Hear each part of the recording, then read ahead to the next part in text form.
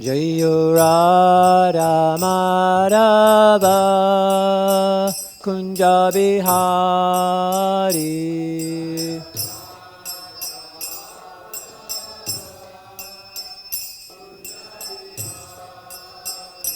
Jayo Radha Madhava Kunja Bihari.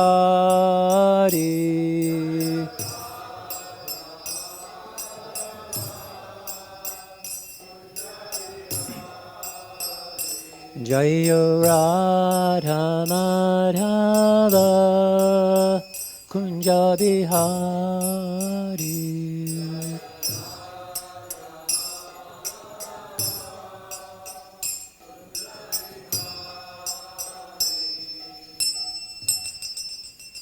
Jam Vishnu Pad Padamam Saparva Jakacharya Sratata Shishimad. His Divine Grace A.C. Bhaktivedanta Swami Prabhupada Ki Jai. Jam Vishnu Pad Padamam Saparva Jakacharya Sratata Shishimad. Sringa Guru Srila Bhakti Siddhanta Saraswati Goswami Maharaj Ki Jai. Anantikoti Vaishnavrinda Ki Jai. ISKCON BBT Founder Acharya Srila Prabhupada Ki Jai. Namacharya Srila Haridas Thakur Ki Jai. Puṁsāṁ Shri Krishna Chaitanya Prabhu Nityananda Shri Advaita Gadadhar Shivasari Gaur Bhaktavinda. Shri Shri Radha Krishna Gopa Gopinath Shamakund Radha Kund Gita Govardhan Ki Jai. Vrindavan Dham Ki Jai. Mayapur Dham Ki Jai. Navadvip Dham Ki Jai. Jagannath Puri Dham Ki Jai. New Dwarka Dham Ki Jai. Jumunamaya Gangamaya Ki Jai. Tulsi Devi Bhakti Devi Ki Jai.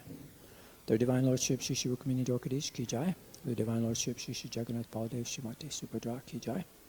Their Divine Lordship Shri Shri Gaurnitai Ki Jai. Grantara Srimad Bhagavatam Ki Jai. Transcendental Book Distribution Ki Jai. Harinam Sankirtan Jaga Ki Jai. Transcendental Prashadam Distribution Ki Jai. Gaura Premananda Hari Haribo. All glories to all the summer devotees, Hare Krishna. All glories to all the summer devotees, Hare Krishna. All glories to all the summer devotees, Hare Krishna. All glories to Sri Sri Guru and Sri Gauranga. Glory Sri Prabhupada.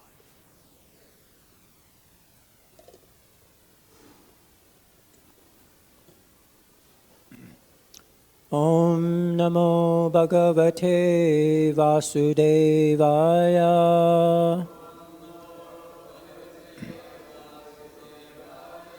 Om Namo Bhagavate Vasudevaya.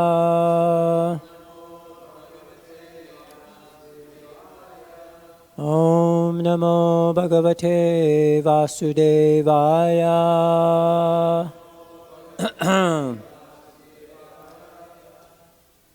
Hare Krishna. So today we're reading from the Srimad Bhagavatam, 3rd Canto, Chapter 28, Kapila's Instructions on the Execution of Devotional Service. And we're on text number 26. And I think an important word here is kuryān manasi, which, anyone guess what that means? Kuryāt means he should meditate on, and manasi means the mind. So we'll understand a little bit about the mind and how we shouldn't live in our mind, but we should use it for the divine. The mind is like a mirror. Its reflections aren't reality. So it's like beyond the mind's movies, we see ourselves as an eternal viewer of the mind, not living in the mind. So let's dive into the verse. Vakṣo dhivāsam ṛṣabhasya mahā-vibhūteḥ.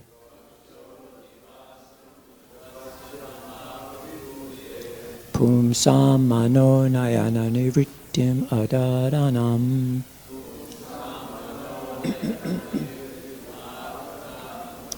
kaṇṭhaṁ ca kaustubha-maṇer adhibhūṣaṇārthaṁ.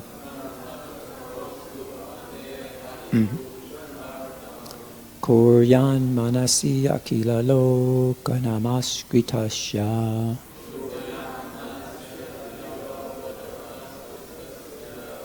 vakṣo dhivāsam ṛṣabhasya mahā-vibhūteḥ.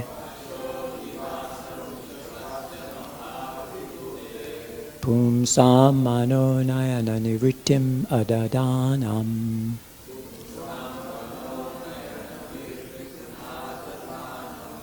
kaṇṭhaṁ ca kaustubha-maṇer adhibhūṣaṇārthaṁ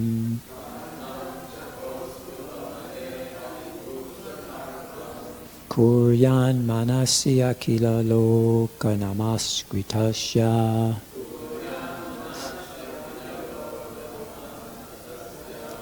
vakṣo dhivāsam ṛṣabhasya mahā-vibhūteḥ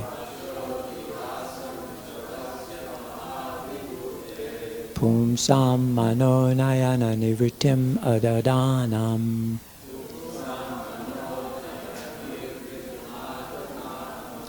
kaṇṭhaṁ ca kaustubha-maṇer adhibhūṣaṇārthaṁ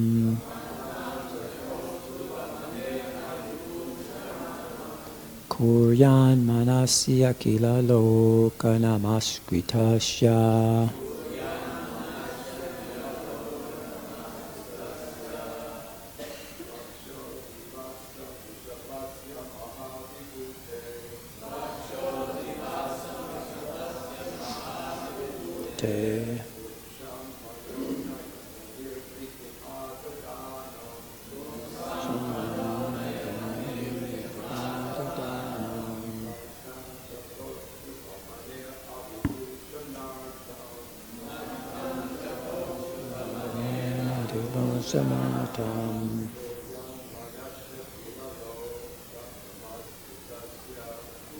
and manasy akhila-loka-namaskṛtasya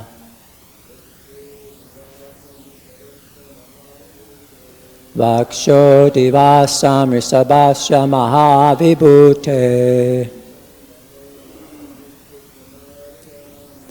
puṁsāṁ mano-nayana-nirvṛtim ādadhānam ādadhānam ādadhānam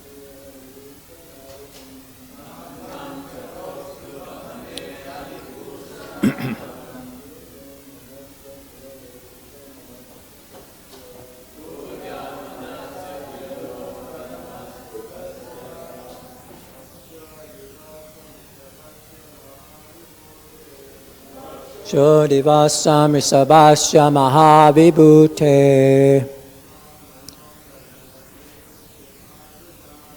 puṁsāṁ mano-nayana-nirvṛtim ādadhānam ādadhānam kaṇṭhaṁ ca kaustubha-maṇer adhibhūṣaṇārthaṁ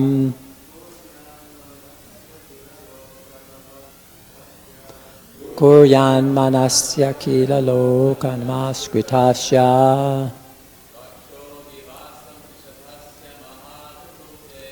vakṣo dhivāsam ṛṣabhasya mahā-vibhūteḥ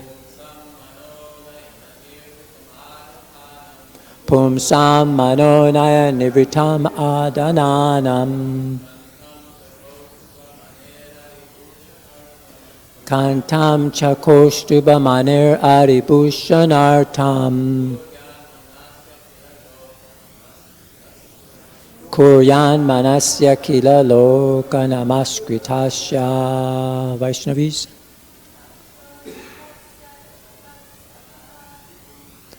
vakṣo dhivāsam ṛṣabhasya mahā-vibhūteḥ puṁsāṁ mano-nayana-nirvṛtim ādadhānam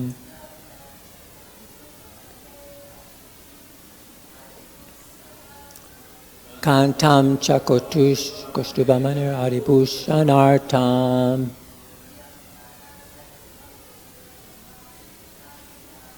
kuryān manasy akhila-loka-namaskṛtasya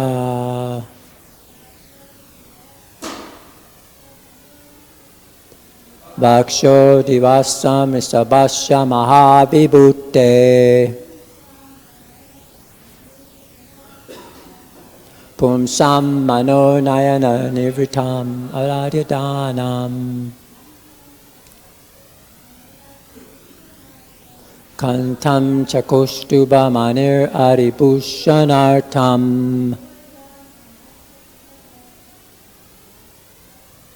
kuryān manasy akhila-loka-namaskṛtasya. Jai. vakṣa, the chest, adhivāsam, the abode, ṛṣabhasya, of the Supreme Personality of Godhead, mahā-vibhūteḥ, of Mahā-Lakṣmī, puṁsāṁ, of persons, manaḥ, to the mind, mano-nayana, to the eyes, nirvṛtim, transcendental pleasure, ādadhānam, bestowing, kaṇṭhaṁ, the neck, cha, also, kaustubha-maṇer, of the kaustubha gem, adhibhūṣaṇa-artham, which enhances the beauty. Kuryāt, he should meditate on. Manasi, in the mind. Akhila-loka, by the entire universe. Namaskṛtasya, who is adored. So, translation and purport by Srila Prabhupada. The yogi should then meditate on the chest of the Supreme Personality of Godhead, the abode of Goddess Mahā-Lakṣmī. The Lord's chest is the source of all transcendental pleasure for the mind and full satisfaction for the eyes. The yogi should then imprint on his mind the neck of the Personality of Godhead, who is adored by the entire universe. The neck of the Lord serves to enhance the beauty of the kaustubha gem, which hangs on his chest. Purport. In the Upanishads, it is said that the various energies of the Lord are working to create, destroy, and maintain. These inconceivable varieties of energy are stored in the bosom of the Lord. As people generally say, God is all-powerful. That prowess is represented by Mahā-Lakṣmī, the reservoir of all energies, who is situated on the bosom of the transcendental form of the Lord.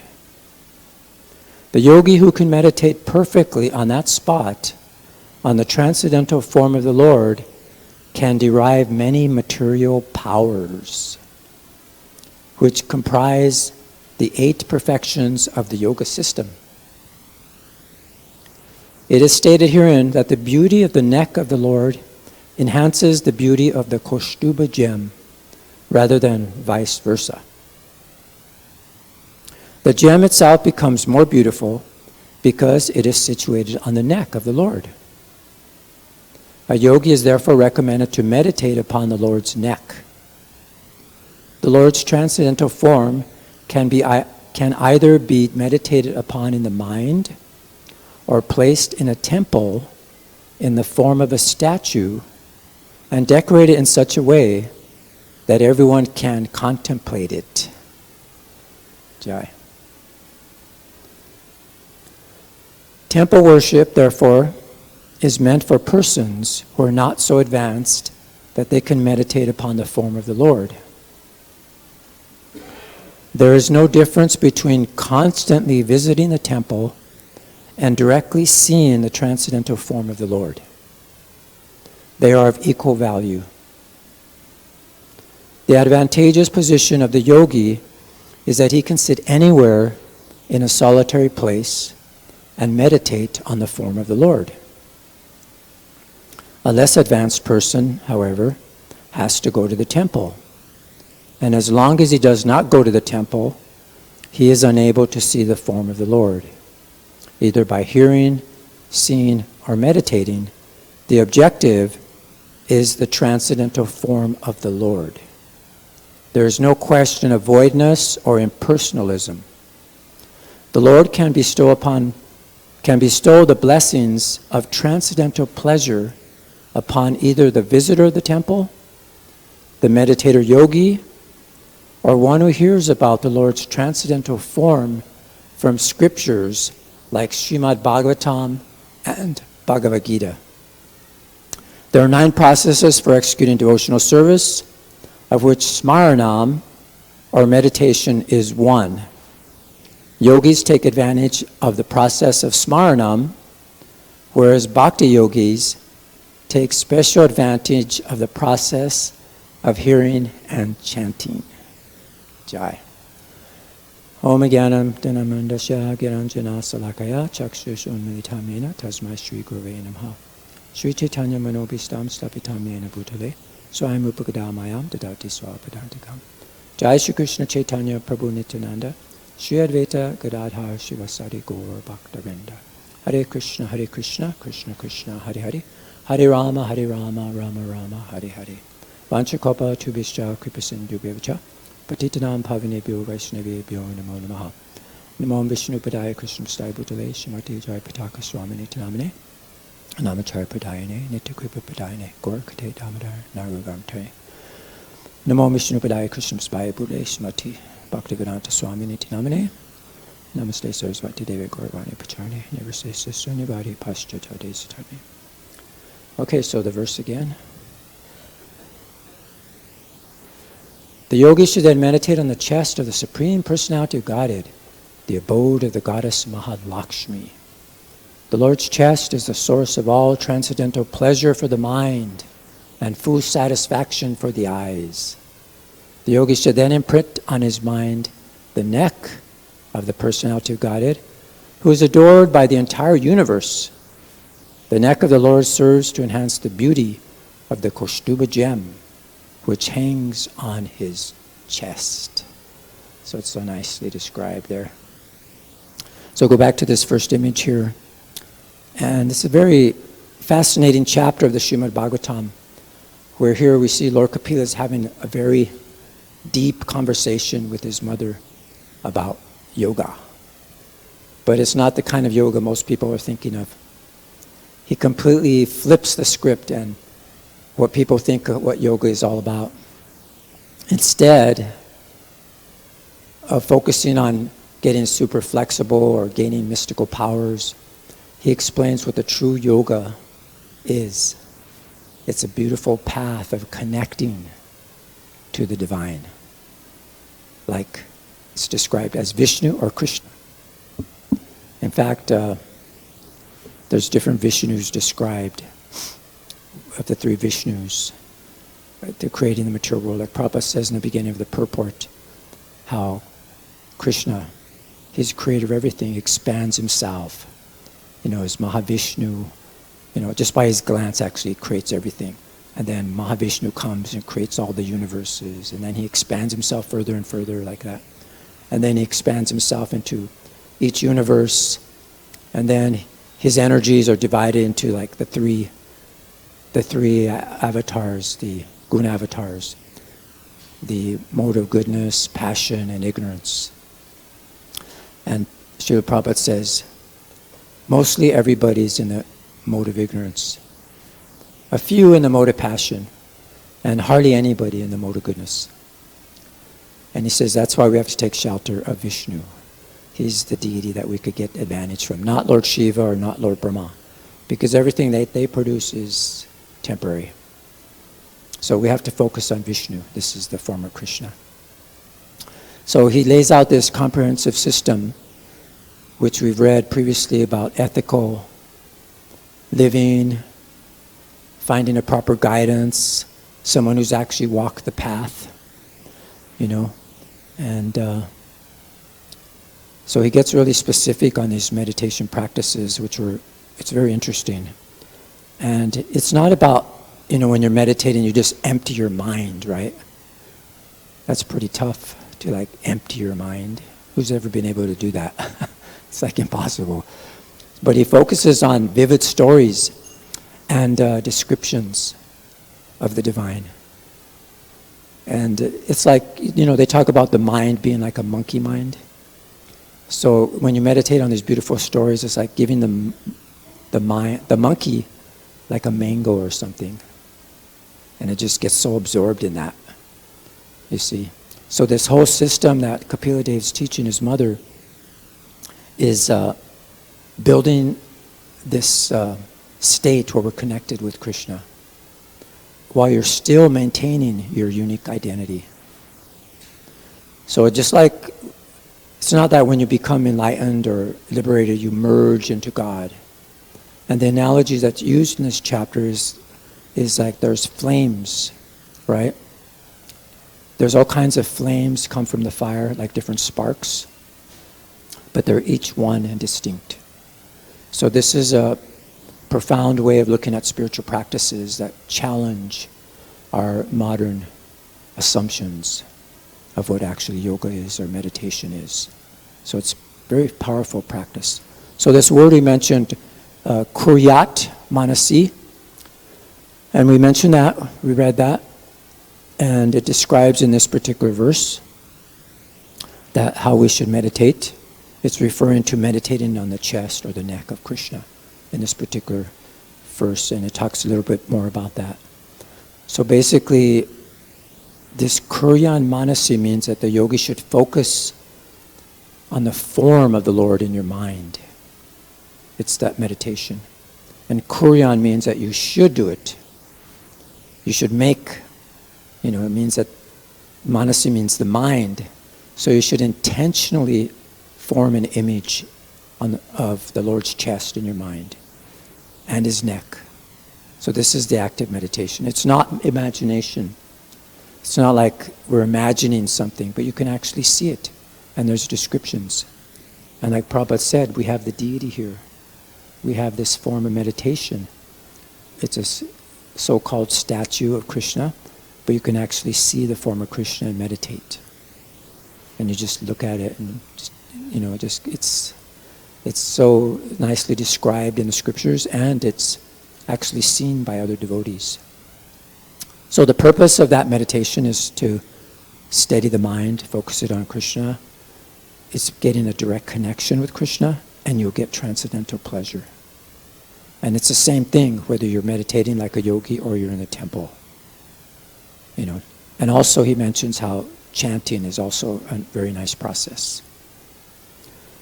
So in the purport there at the end, he describes about the 9 processes of devotional service.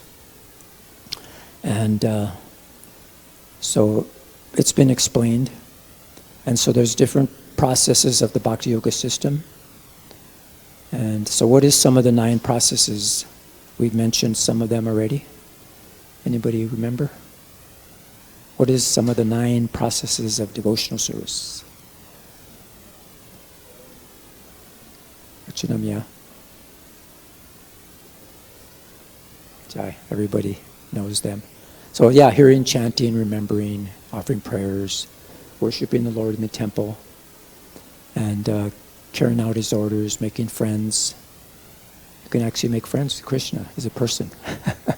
And ultimately surrendering everything to his service. So it's very nicely described in this chapter. So going on here, we have the super soul. So it's described that this chapter, at the end of the chapter, that the goal of the yogi is to see the super soul in all beings and all beings in the super soul. So by doing this, we cultivate a form of attraction. We shift our focus from fleeting desires to a profound and very uplifting spiritual connection. And that's the perfection of yoga. Because we know that the mind is actually the cause of happiness and distress. And it drives the material modes. And it leads to actions and consequences either in goodness, passion, or ignorance. Because that mind, it actually perpetuates the cycle of material life. And it's described to be stronger than the strongest foe. Actually has like godlike, awesome power. But the mind can actually be controlled, And we're learning in this chapter by the weapon of service to the spiritual master and the Supreme Personality of Godhead. And if we constantly engage in these spiritual practices, chanting, meditating, then we're training ourselves to ignore the mind and engage the mind properly. So we see the mind is a very, the soul, the individual soul is a very small particle or a spark of the larger super soul. And we see here the super soul is the provider of necessities for the individual soul. So the super soul is described as also within the atom. It's everywhere.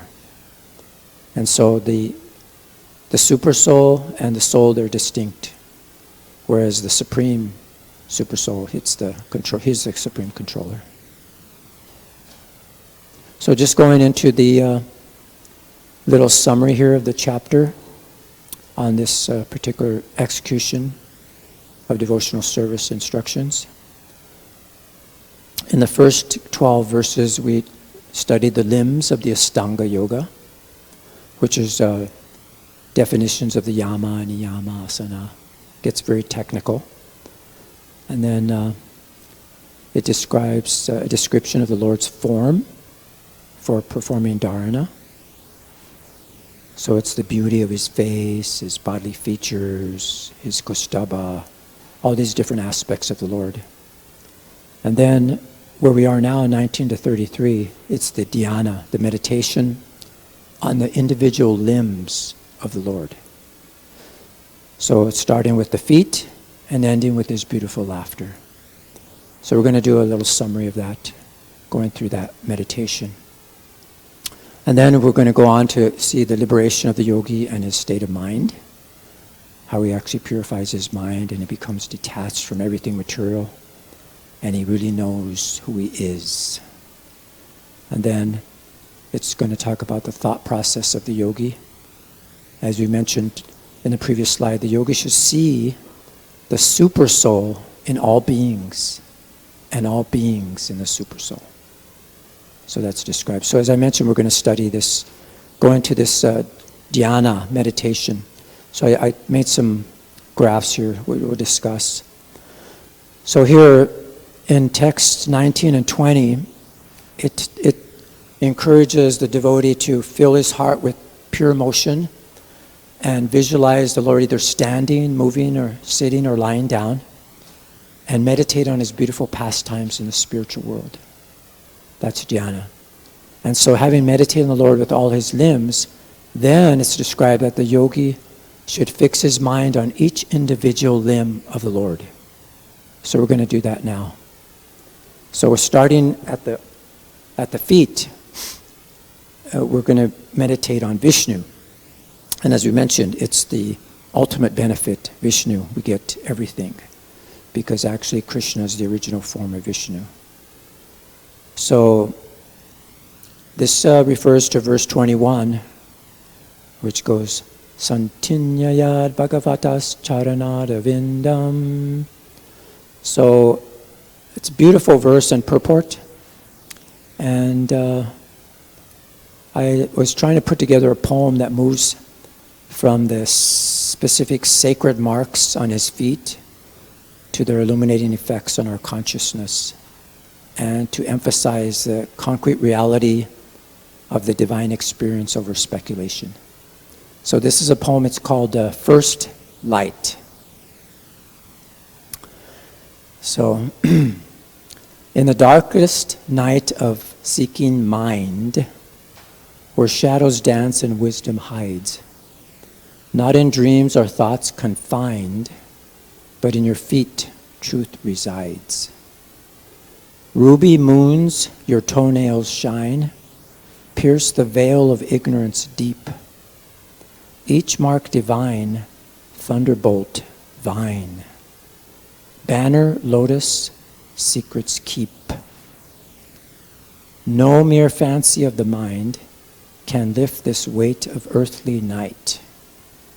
Only your feet, precisely lined with sacred signs that bring true sight.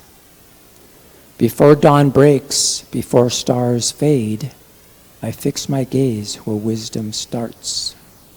Not in philosophies man-made, but where your radiance parts. The clouds that shroud my searching heart, your feet more real than all I've known. Each gleaming nail a healing art, each sacred mark a stepping stone. From darkness living light, not imagined but eternal, true. Your lotus feet burn clear and bright, and lead me, Lord, at last to you.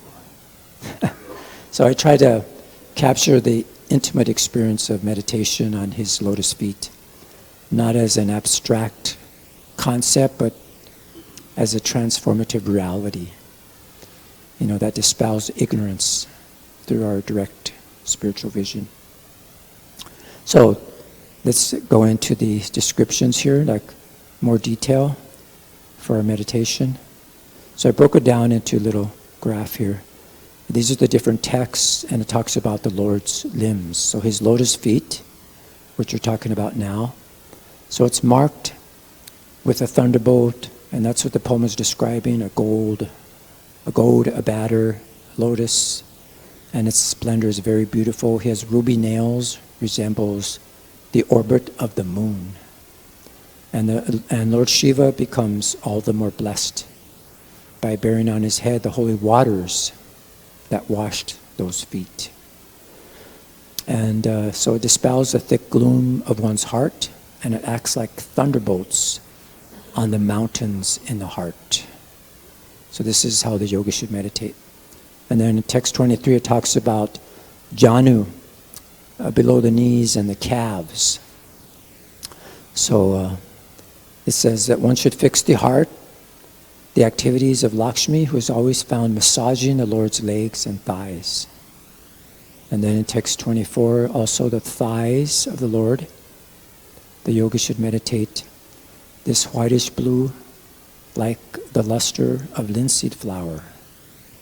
And then they appear most graceful when the Lord is on Garuda's shoulders, the storehouse of all energy. We showed Garuda in the first image. And then the hips, they're rounded and circled by a girdle that rests on the exquisite yellow silk cloth that extends down to his ankles. And then the navel, it's moon-like. It's in the center of his abdomen, and it's the foundation of the entire universe, where the lotus stem originates, containing all the different planetary systems, just in his navel. And then it talks about the nipples, how it resembles a pair of the most exquisite emeralds. And they appear whitish because of the rays of the milk-white pearl necklaces adorning his chest. So that's described there. So moving up, the Lord from his feet up to his upper body. We'll go into the description here. So text 26 talks about the chest, that's where we're at. So it's the abode of the goddess Mahā-Lakṣmī. And it's a source of pleasure for the mind and full satisfaction for the eyes. And then the neck, it enhances the beauty of the kaustubha gem on his chest. So it's very nicely. So his arms will be described. It's a source of all powers of the devatas. It's the controllers of nature's functions. It has the Sudarshan chakra with 1,000 spokes with dazzling luster. And he also has his conch. It looks like a swan in his lotus palm. And then we go to the Komodaki, the club, which is very dear to him, and it smashes the inimical demons and is smeared with their blood. And then the mala, the garland, it's always surrounded by bumblebees with their nice buzzing sound. That's why I picked this picture, because it shows his garland and you can see the bumblebees all around that image. And then the mani, the pearl necklace, it resembles the pure living entities who are always engaged in his service. So that's nicely described there. And then we move on, going up to his lotus face. So the lotus, like the countenance, represents his different forms in this world out of compassion for anxious devotees. His nose is prominent. He has crystal clear cheeks. They're illuminated by the oscillation of his glittering alligator-shaped earrings, and is adorned with curly hair and decorated by lotus eyes and dancing eyebrows. So a lotus is surrounded by swarming bees, and a pair of swimming fish would be put to shame by its elegance. So his eyes are described here. They soothe the most fearful threefold agonies. So it's very nice. So it's described, they're very amazing just by meditating what happens. The glance also, it's accompanied by loving smiles and are full of abundant grace. So it's interesting to know how when the yogi meditates on the smile, it dries away this ocean of tears caused by grief. So it's nice, it addresses the universal need for solace and comfort in times of our sorrow. So it's a powerful reminder that we're not alone in our suffering, and that there's a source of comfort and strength we can turn to just by looking at the deity, seeing his face, beautiful smile. We can get relieved. And so here's his smile. It dries away the ocean of tears caused by intense grief. And his eyebrows, manifested by his internal potency in order to charm Cupid for the good of the sages. And then his laughter, it's so captivating that it can easily be meditated upon. And his small teeth, they resemble jasmine buds, rendered rosy by the splendor of his lips. And once devoting his mind to this, the yogi should no longer desire to see anything else. So it's very amazing. So this is a step-by-step method to help the yogi become absorbed in this divine form of Krishna. So it's important, it's said, to actually focus on these individual limbs, not try to grasp the entire image at once. So that's very nicely described there. So it's described in the purport how temple worship is actually beneficial for us, especially if we're not so advanced to meditate directly on the form of the Lord, to sit anywhere and meditate on the Lord's form. So the Bhagavatam, it emphasizes that the ultimate goal, whether it's through temple worship, meditation, or hearing scriptures, it's to connect with the transcendental form of Krishna. And it's not void and it's not impersonal. So this temple worship, it's a very concrete way for us to visualize and focus on this form of Krishna. So this chapter talks all about this. So this is very beautiful. So just like the meditator, the same, the temple worship, and also by hearing, just like we're doing now, we're hearing. It's by hearing about his transcendental form, whether it's through the scriptures, like Bhagavatam, Gita, we can also receive the blessings of this transcendental pleasure. It's the same. But it's an actually easier method. When we hear, our minds are forced to listen, which helps us to quiet the mind and focus on Krishna. So this is nice. Just like an analogy like children, they like to listen to stories. They focus on that. It grabs their attention. So this bhakti yoga, we are a very advantageous form. We take advantage of hearing and chanting. All these things, worshiping the deity, it's the same as a meditating yogi. Because here we're using the mind as a tool. It becomes dovetailed with the desires of the Lord. So chanting is also recommended. It's a lot less daunting than trying to do breath control and balancing on one foot. But it's really effective. It's practically better actually than all these. So Kapila-Dev makes this a very compelling case. He uses an analogy that he compares elaborate breathing exercises to purifying gold. It's a very meticulous, time-consuming process. But then he suggests that actually chanting Hare Krishna can actually purify the mind even more effectively. So chanting is like the express lane to spiritual purification. So, but why is it so powerful? Because we know that the power in the sound vibration, it's actually non-different than Krishna. So, yeah, it actually has an impact on our consciousness, and it clears all the negativity away and opens us up to the divine. It's like a sonic cleanse for the soul. So this is our last image here. So we can see we're taking advantage of all these gifts given to us by Srila Prabhupada. And Lord Kapila gives us an explanation of what yoga really is in this chapter, and how it's different than what a lot of people think. He actually flips it completely. And it's about turning inward and connecting to something bigger than ourselves. So it's so nicely described here. So today in our world, we have endless distractions and material pursuits. So Kapila Dev's message is, he hints on something different, that true happiness isn't about controlling everything around us, but it's about aligning with deeper, something very deeper within us, and how we can connect and understand what the very essence of who we are.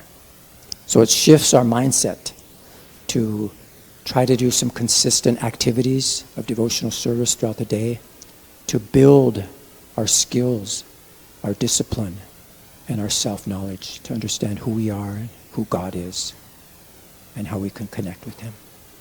So I'll end there and open up for any comments or questions, realizations. Yes, Prabhu. We have one question here.